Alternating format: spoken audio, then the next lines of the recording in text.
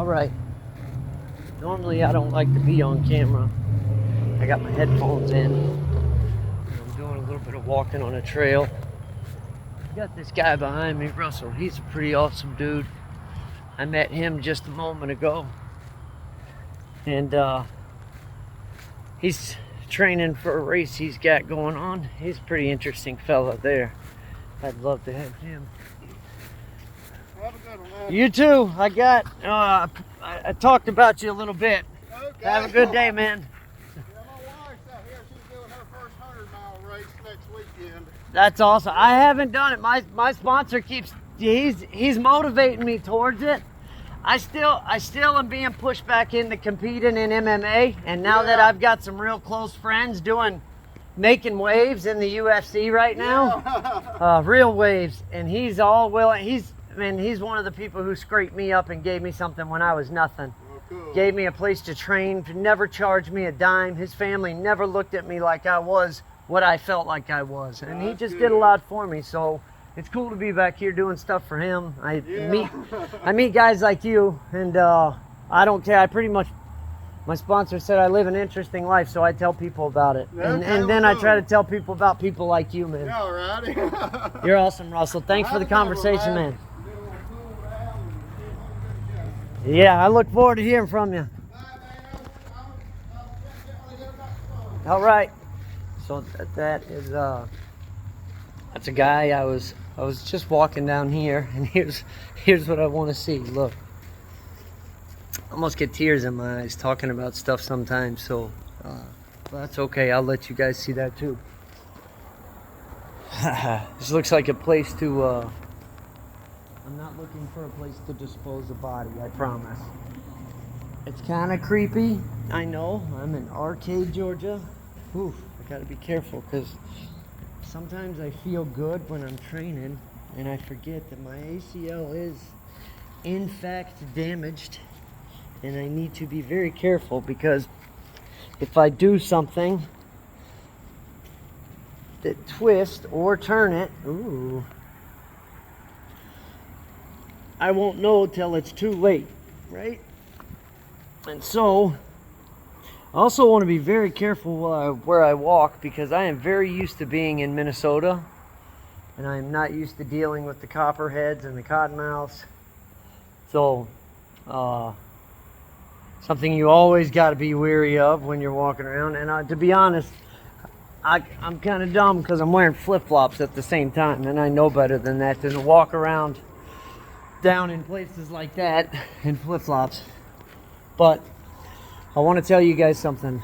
I came down here, and it's cool because I get to meet people like this. I don't know what made me stop here at this place. I was driving around, and I was working on a truck at Bo's shop, and I wanted to go down to town to do some stuff, pick up some parts for the truck, and we got a cool 89 Ford Ranger for sale. It's only got 40,000 miles on the truck, so it's pretty crazy. Body's in great condition. I mean, it's an 89. We're gonna make it look like it's from 89, but it just needs some paint. The paint's really even not bad on it. It's just really faded. So it sat for a long time, and we're trying to just get all brand new seals and stuff put in it so nobody has to deal with the problem when they buy it. But either way, I ran to town. I wanted to stop and record my show, but on top of recording the show, I'll record this.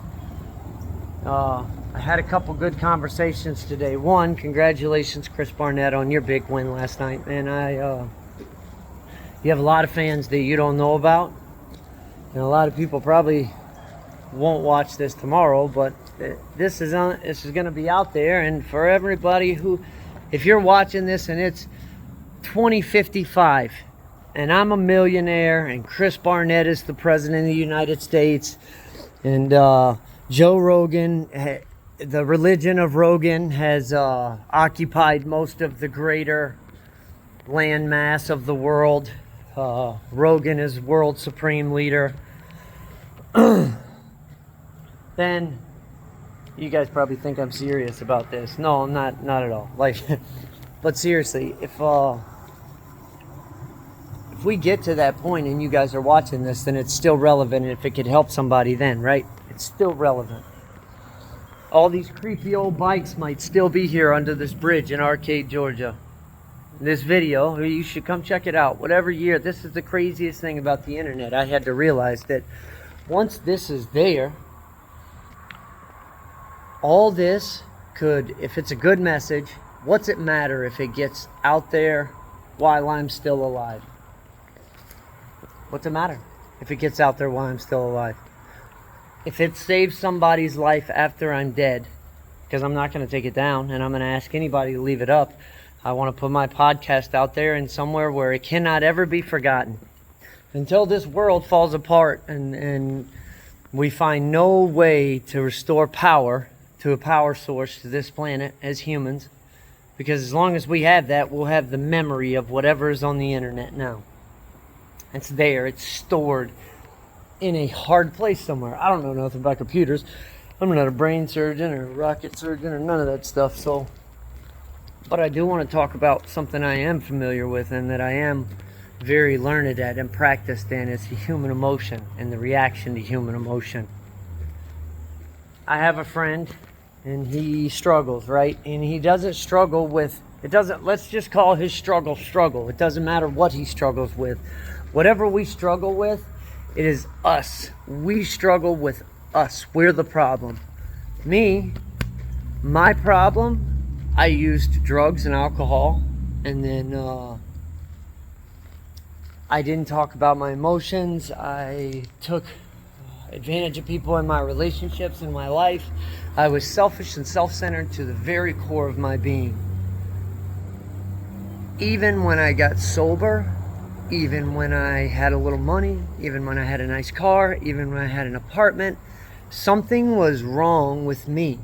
And I'm going to tell you why. There's two things in our life right now. There's positive and negative.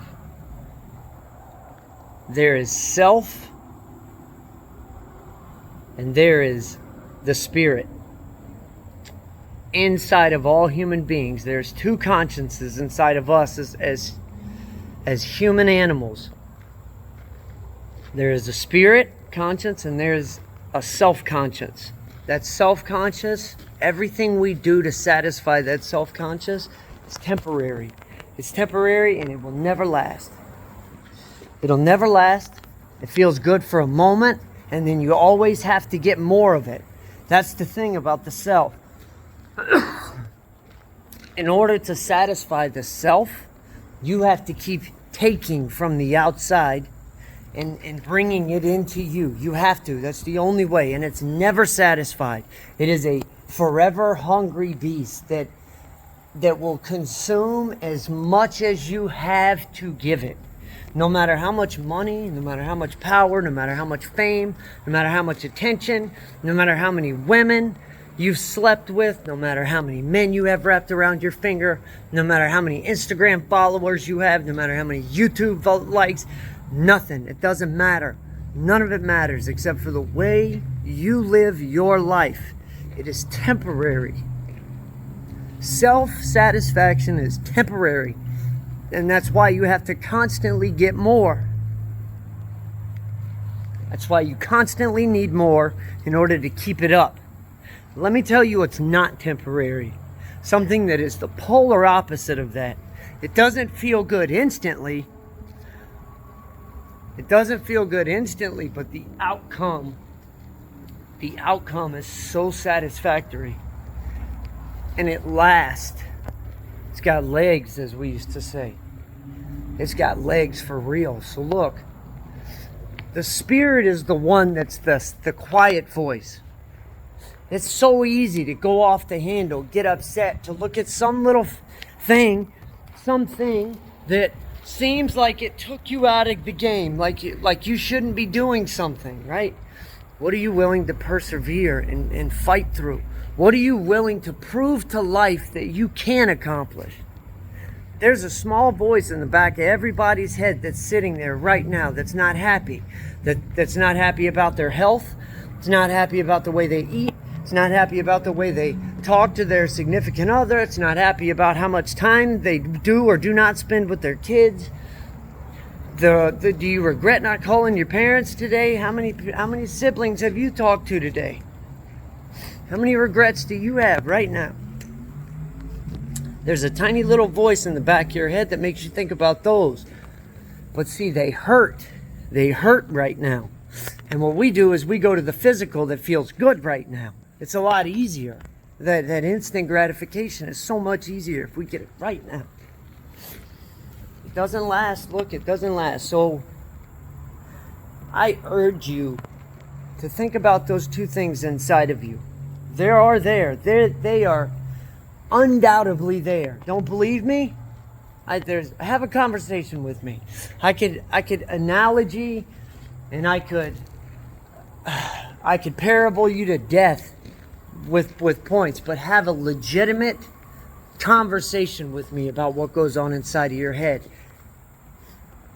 And don't be afraid of a little bit of understanding, knowledge, and wisdom. I'm telling you, when you start spending some time inside of your head in a healthy place, and I wouldn't call the land of forgotten children. I mean, what happened to the kids? Where is this little girl? That bike has been there forever. This isn't Minnesota. Look, this is not Minnesota. Stuff does not rust up here like that. So listen, don't end up like these forgotten kids. Right? Maybe they're in there. Oh my God, I'm freaking myself out. I gotta get out of here. Did you guys hear that? I'm just kidding. So, listen, I urge you. One of the things that we need to understand is that for you to recognize that spiritual side of yourself, recognize it. All you have to do is recognize it. Admit it's there. And watch what kind of power that starts to take in your life. Admit it's there. Get mad and then do the thing that first you want to do and see how that, oh yeah, I got you. And then see what that feels like when you walk away. That second one that says maybe you could have done that better. If we would start just recognizing that we were wrong. I tell you what, I tell people this all the time. It's a lot easier to not take the blame ourselves, right? It's a lot easier to blame somebody else. So the way I do it is I say, I was taught wrong.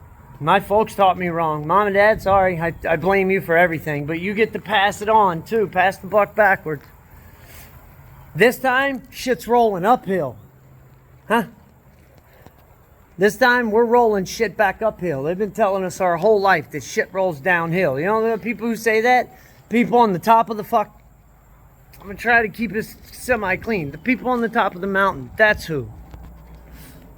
Nobody at the bottom of the mountain ever looks down at the person next to him and go, I don't know, we're covered in shit, but you know. No, because they don't know what downhill is. In order to know what downhill is, you have to feel what uphill feels like. Well, if you grew up like I did, it's really hard to ever know what downhill feels like or what the uphill feels like. You're always fighting, and you're always at the bottom of the hill. That's where you started. And most people, I just visited my hometown. Most people don't ever make it off the bottom of the hill. I wasn't supposed to. I was supposed to die between two abandoned cars. That's where I was supposed to be. So, what you see, everything in my life is not because I did anything. People go, oh, you don't know what it's like. Oh, it's easy for you to say. Easy for you to say. Do you know I don't have a ton of money in my bank?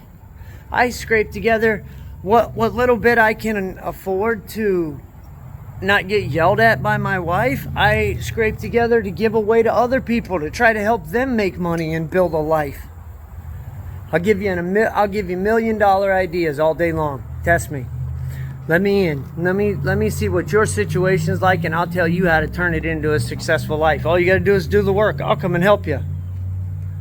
I got to record my podcast, so I got to go. And then I'm going to go keep helping people because once I started talking to that other voice and stopped listening to that instant gratification all the time, and I gave my whole life to it. It gave me so many things back, and that's what you guys see right now is what's been given back to me. You didn't watch what I had to do to get it back. And maybe that's my fault. Maybe I didn't. Maybe I should have told you guys about it, but I'm going to. And there's a few people close to me that know.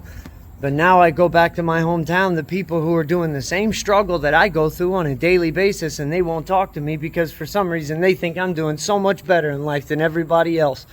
It's not true. I just woke up this morning and decided today that I wasn't going to live the lifestyle that's got you feeling so sorry for yourself.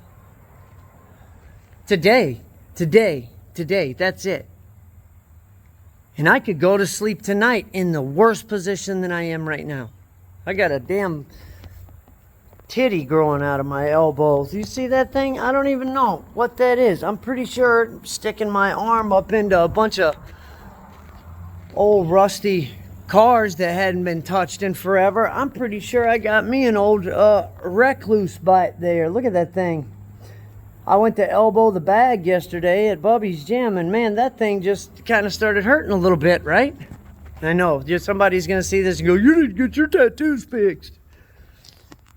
Well, that's probably true. I'm not going to argue with you about that. That's a fair... It's a fair assessment. So, you're right.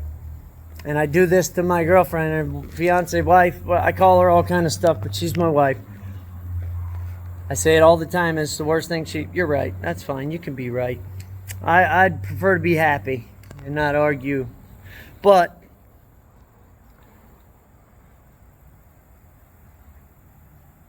yeah, that thing bites, man. All right, we'll see you guys later. I just wanted to tell you a story. And if you guys don't hear from me, I would start right here because I may be a little above the age group that whatever this creek wants, but I don't think I'm gonna walk back down there, huh? All right, we'll see you guys later.